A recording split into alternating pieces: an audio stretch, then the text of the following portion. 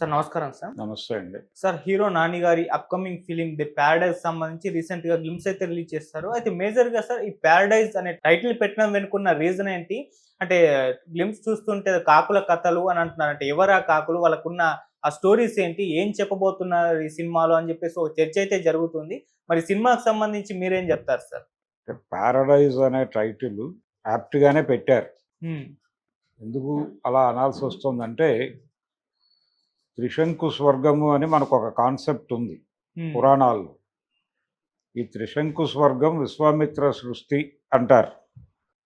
విశ్వామిత్రుడు ఎందుకు ఆ స్వర్గాన్ని సృష్టించాడు? ఒక స్వర్గం ఉండగా ఇంకో స్వర్గం అవసరమా?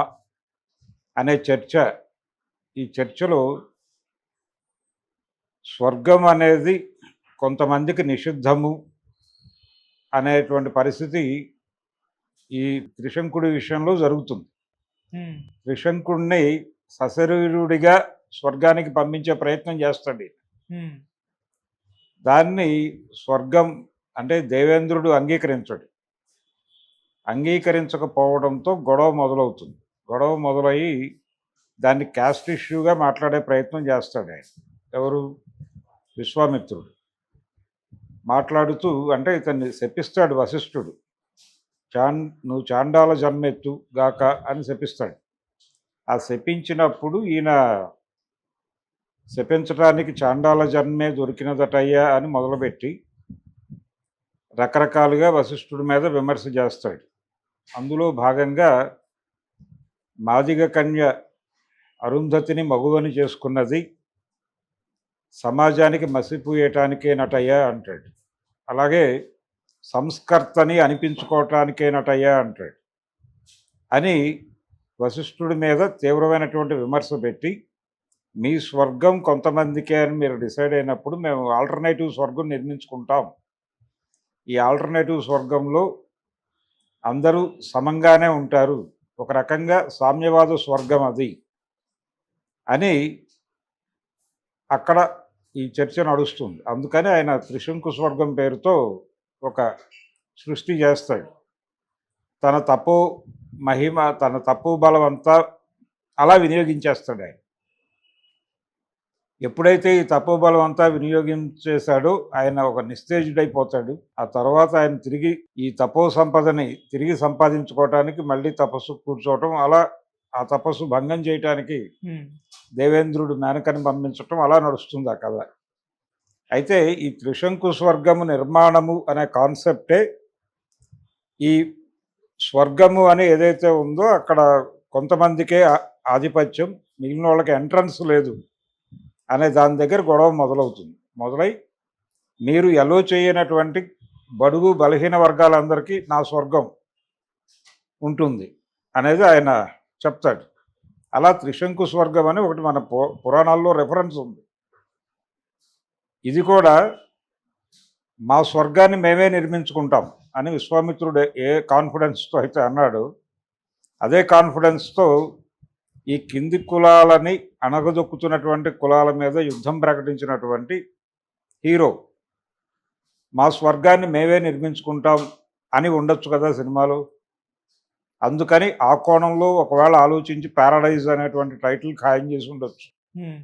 చేయటానికి స్కోప్ ఉంది. అంటే వాళ్ళ గ్లిమ్స్లో చర్చించింది అణచివేయతకి గురైనటువంటి వర్గాల నుంచి పుట్టినటువంటి ఒక వర్గం కాదు, కులాలే. అణచివేతకి గురవుతున్నటువంటి కులాల నుంచి ఒక గొంతు లేచింది. ఆ గొంతు మాట్లాడుతుంది, ఆ గొంతు దెబ్బలాడుతుంది అన్న పద్ధతిలో ఒక తల్లి తన కొడుకు గురించి మాట్లాడినటువంటి ఒక నేపథ్యాన్ని వీళ్ళు ఆ గ్లిమ్స్లో చూపించారు. దానిలో ఒక ఆక్రందన ఉంది, ఒక ఆక్రోశం ఉంది, ఒక ఆగ్రహం ఉంది. ఇప్పుడు బూతుగా ప్రపంచం మాట్లాడుకుంటున్నది కూడా ఒక ఆగ్రహ ప్రకటన మాత్రమే, అది బూతు కాదు. అలా ఈ స్వర్గం కూడా దిగువ కులాల వాళ్ళకి మేము ఒక స్వర్గం నిర్మించుకుంటాం, ఆల్టర్నేటివ్ స్వర్గం నిర్మించుకుంటాం, మేము మీతో సంబంధం లేకుండా అవసరమైతే మీ స్వర్గాన్ని కూలదోస్తాం అనేది ఒక పిలుపునిస్తూ ఈ టైటిల్ పెట్టి ఉండొచ్చు. మీరు అనుకుంటున్నటువంటి స్వర్గాన్ని కూలదోసి మేము ఒక ప్రత్యామ్నాయ స్వర్గాన్ని నిర్మిస్తాం. ఇది ఎలా ఉంటుందంటే మనుషులంతా ఒక్కటే అనే నినాదం పై కులాల వాళ్ళు ఇస్తే, అంటే నినాదంగా గొప్పదే అది. కానీ ఆ నినాదం ఇచ్చిన వ్యక్తి కులమేమిటి అనే దాన్ని బట్టి అది ఏం చేస్తుంది అనేది ఆలోచించాలి. మనుషులంతా ఒక్కటే అనే నినాదం ఒక పై కులాల వాళ్ళు అంటే, లేదు ఒక రెడ్డి లేకపోతే ఒక కమ్మ ఒక బ్రాహ్మణ మరొకళ్ళు అంటే వాళ్ళు కింది కులాలని టార్గెట్ చేశారు, వాళ్ళని దోపిడీ చేసుకోవడానికి ఏదో స్కీమ్ వేశారు అనేది అర్థం. అలా అర్థం చేసుకోవాలి. అదే నినాదం ఒక రెల్లి లేకపోతే అంతకంటే దిగువ కులాల నుంచి ఎవరైనా మనుషులంతా ఒక్కటే అంటే ఈ నిచ్చెన మెట్ల వ్యవస్థను పగలగొట్టి అందరినీ సమానం చేయబోతున్నారు, అందుకు యుద్ధం ప్రకటించారు అని అర్థం. అలా అర్థం చేసుకోవాలి. ఏ నినాదంగా గొప్పదా కాదా అనేది కాదు చర్చ. ఆ నినాదం ఇచ్చిన వాడు ఎవడు, వాడి నేపథ్యం ఏమిటి అనేది చూస్తే తప్ప ఆ నినాదం ఎలా పనిచేస్తుందో అర్థం కాదు. అందుచేత భారత సమాజం కులవర్గము లేకపోతే వర్గ సమాజము ఇవేవి కాదు, కుల సమాజమే. దాన్ని కుల సమాజంగా అర్థం చేసుకుంటే తప్ప సమాజం అర్థం కాదు. దీన్ని వర్గ సమాజంగా అర్థం చేసుకుంటే కన్ఫ్యూజన్ మిగులుతుంది.